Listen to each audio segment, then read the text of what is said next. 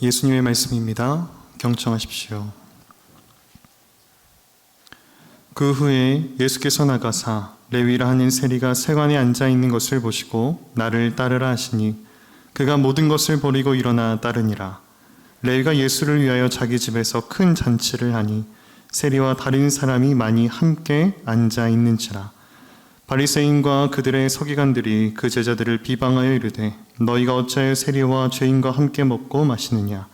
예수께서 대답하여 이르시되 건강한 자에게는 의사가 쓸데없고 병든 자에게라야 쓸데있나니 내가 의인을 부르러 온 것이 아니요 죄인을 불러 회개시키러 왔노라. 아멘.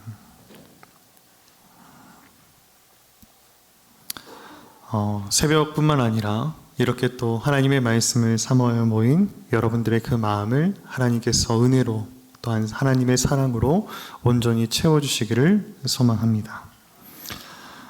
고난주간입니다. 예수님께서 우리를 위해 걸으셨던 그 십자가의 걸음걸음들을 기억하고 묵상하는 그 시간들이죠. 그런데 오늘의 본문의 말씀은 사실 예수님이 십자가에 못 박히시기 훨씬 이전의 사건입니다. 예수님이 처음 공생애를 시작하실 때 예수님의 제자들을 부를 때의 말씀입니다. 하지만 오늘의 이 말씀 가운데 예수님의 마음이 담겨 있기에 오늘의 말씀을 함께 나누고자 합니다. 오늘 말씀을 보게 되면 등장하는 한 사람이 있습니다. 나중에 이 예수님의 부르심을 힘입어 예수님의 제자가 된 사람입니다. 오늘 본문을 보게 되면 그 사람의 이름을 레위라고 하고 있습니다. 또한 오늘의 본문을 다른 복음서를 보게 되면 그의 이름을 마태라고 밝히고 있습니다. 대부분의 사람들이 이 마태로 알고 있고 또 마태라고 부르는 이 사람의 원래의 본명은 알페오의 아들 레위입니다. 여러분, 레위라는 이름은 성경에 자주 등장하는 이름이죠. 특히 구약 성경 가운데 자주 등장합니다. 여러분, 처음으로 혹시 성경 가운데 이 레위라는 이름이 언제 등장하시는지 아시나요? 야곱의 12아들들 중에 이 세 번째 아들 레위입니다. 사실 가슴 아픈 이야기가 있습니다. 야곱을 사랑하지만 야곱의 사랑을 받지 못하였던 레아가 이제 그 아들을 갖게 되었을 때 이제는 남편이 나와 연합하고 나와 함께 할 것이다 라는 소망을 담아서 그의 이름을 연합하다 라는 뜻을 갖고 있는 레위라 하였습니다. 여러분, 그뿐인가요? 여러분, 민수기 우리가 여호수아 또한 이게 땅 분배를 할 때 보게 되면 여러분 이 레위 지파가 등장하죠. 그러니까 한 사람의 이름이 아니라 하나의 지파의 이름이 될 때도 성경에 기록되어 있습니다. 그런데 여러분, 다른 지파들은 다 약속의 땅을 분배받았으나 이 레위인들은, 레위 지파 사람들은 땅을 분배받지 못하였습니다. 하나님의 미움을 받는 것일까요? 그렇지 않습니다. 오히려 하나님의 사랑과 선택을 받은 사람들이 레위 지파 사람들이었습니다. 하나님이 그들을 나의 것이라고 말씀하십니다. 여러분, 그러니 오늘의 이 말씀에 레위라는 이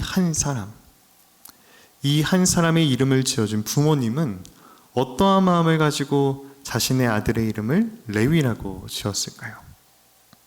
아마 하나님의 선택받은 자로, 하나님과 연합하고 함께하는 자로 믿음의 모습으로 살아가기를 소망하는 마음으로 아마 그의 이름을 레위라고 지었을 것입니다.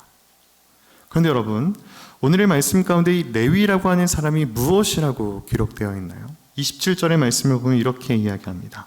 그 후에 예수께서 나가사 레위라 하는 세리가 세관에 앉아 있는 것을 보시고.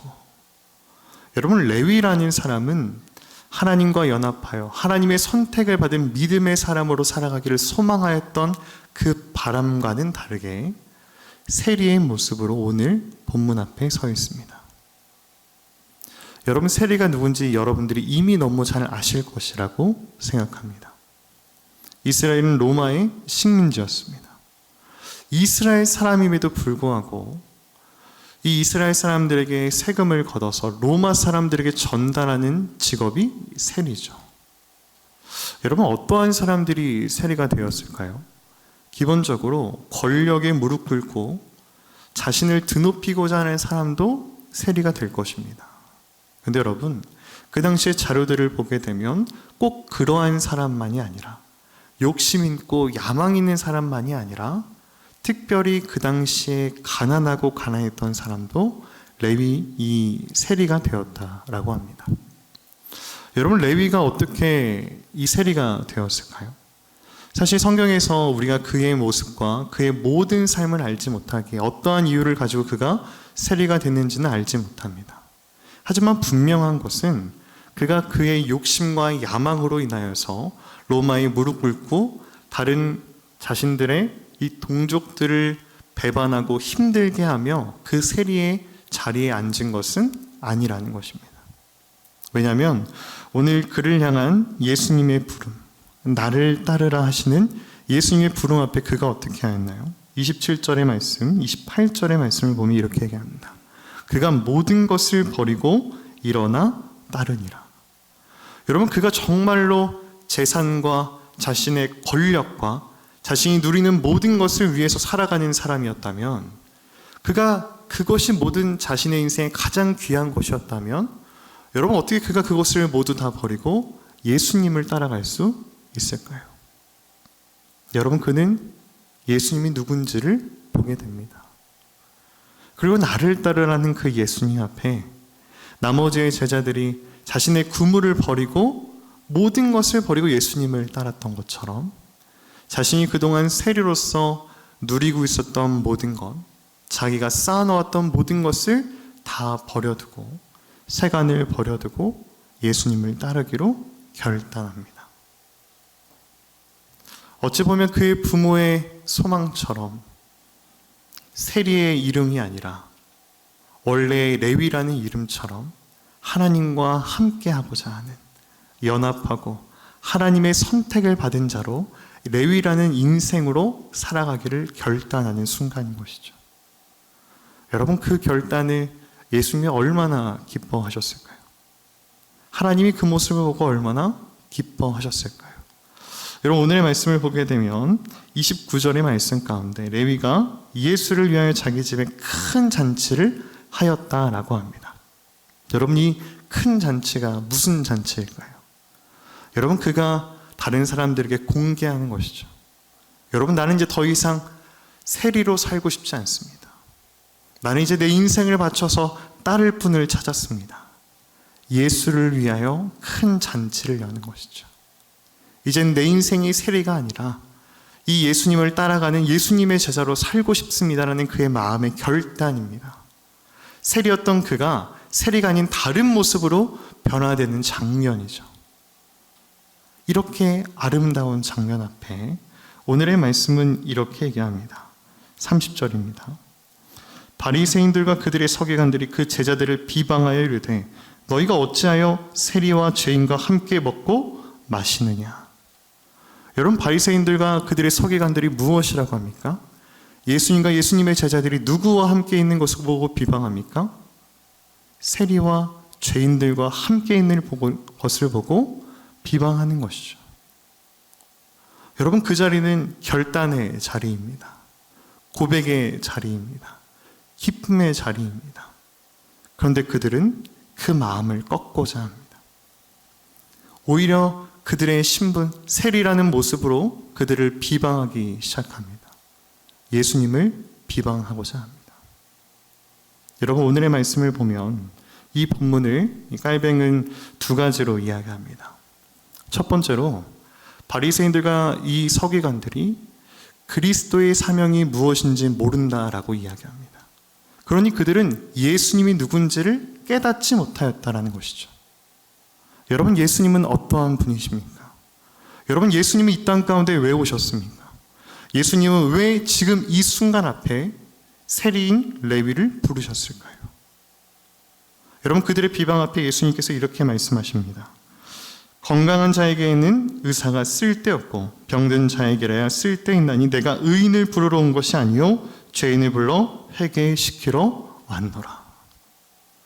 여러분, 예수님이 이 땅 가운데 오신 이유가 무엇입니까? 예수님이 왜 십자가의 길을 걸어가셨습니까? 예수님이 왜 그 걸음들을 포기하지 않고 끝까지 걸어가셨습니까? 여러분, 그것은 죄인을 구원하기 위해서입니다.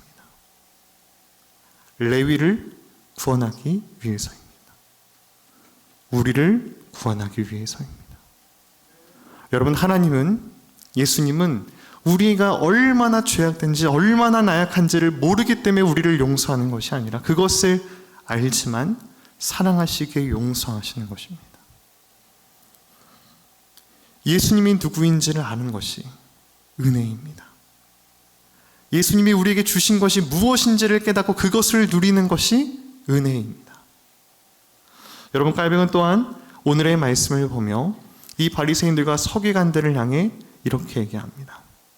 자신의 죄를 보지 못하였다는 것이죠. 여러분, 지금 그들은 누구를 향해 손가락질을 하고 있나요? 세리와 죄인들을 향해서 손가락질합니다. 그렇다면 오늘의 말씀 가운데 예수님이 무엇이라고 말씀하셨죠? 내가 의인을 부르러 온 것이 아니요 죄인을 불러 회개시키러 왔노라. 여러분, 그렇다면 바리새인들과 서기관들은 의인들인가요?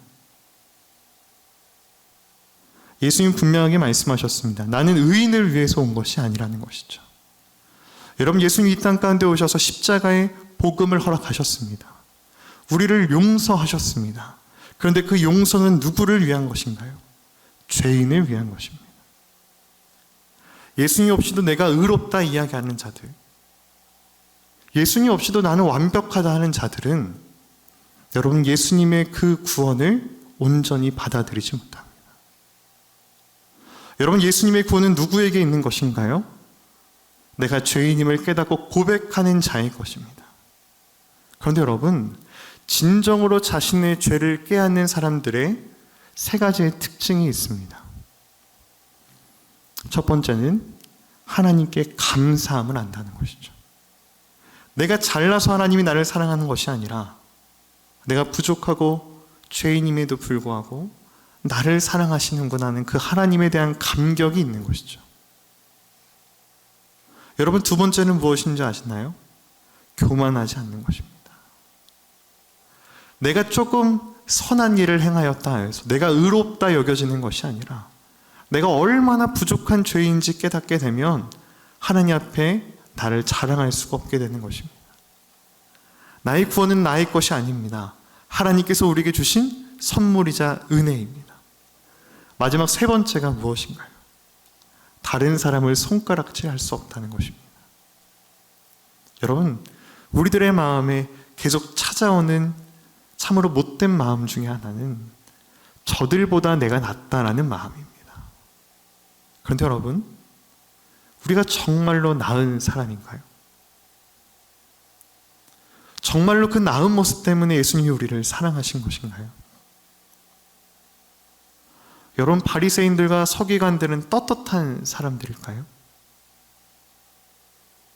우리가 부족한 점을 깨닫는 자는 나보다 선해 보이는 사람을 향해서는 손가락질하지 않습니다.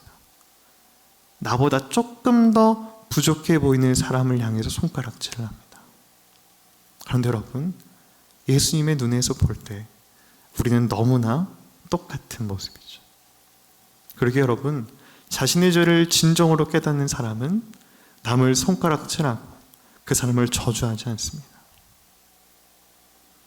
여러분, 우리는 예수님의 부르심을 바라봅니다. 이 땅 가운데 오셔서 십자가의 길을 걸어가며 여러분, 예수님은 한 번도 다른 이야기를 하지 않습니다. 예수님의 공생의 첫 시작과 제자들을 부르심과 많은 사람들을 만나서 하셨던 예수님의 메시지는 항상 동일합니다. 우리를 향한 사랑과 그 사랑을 이루기 위하여서 걸으셨던 예수님의 걸음이자 십자가입니다. 여러분, 오늘도 예수님은 우리를 부르십니다. 레위와 같이 나를 따르라 말씀하십니다. 내가 너를 선택하였다. 내가 너와 연합하기를 원한다. 내가 너와 함께하기를 원한다. 오늘도 우리에게 말씀하십니다. 여러분, 이번 우리의 고난주간이 우리가 온전히 다시금 하나님을 붙잡을 수 있는 은혜의 시간이 되기를 소망합니다. 우리를 부르시는 그 예수님의 음성 앞에, 네, 제가 예수님을 따라가겠습니다. 나에게 예수님보다 더 중요하게 여기셨던 모든 것들을 내려놓고 예수님을 온전히 붙잡고 나아갈 수 있는 귀한 은혜가 우리 모두에게 있기를 소망합니다. 기도하겠습니다. 사랑이 많으신 아버지 하나님, 참으로 감사합니다. 하나님, 레위들을 보면서 손가락질하는 많은 사람들의 모습을 보며 하나님, 우리가 다른 사람들을 손가락질하지 않는지 돌아보게 하여 주옵시고, 하나님, 우리의 모든 모습, 부족한 모습, 죄악된 모습 온전히 하나님께 고백하며 하나님께 나아갈 수 있는 귀한 은혜가 있게 하여 주시옵소서. 온전히 하나님을 바라보며 그 은혜 가운데 기쁨과 감격으로 나아갈 수 있는 이번 고난주간 되게 하여 주시옵소서. 이 모든 말씀 우리를 사랑하시고 함께 하시는 예수님의 이름으로 기도했습니다. 아멘.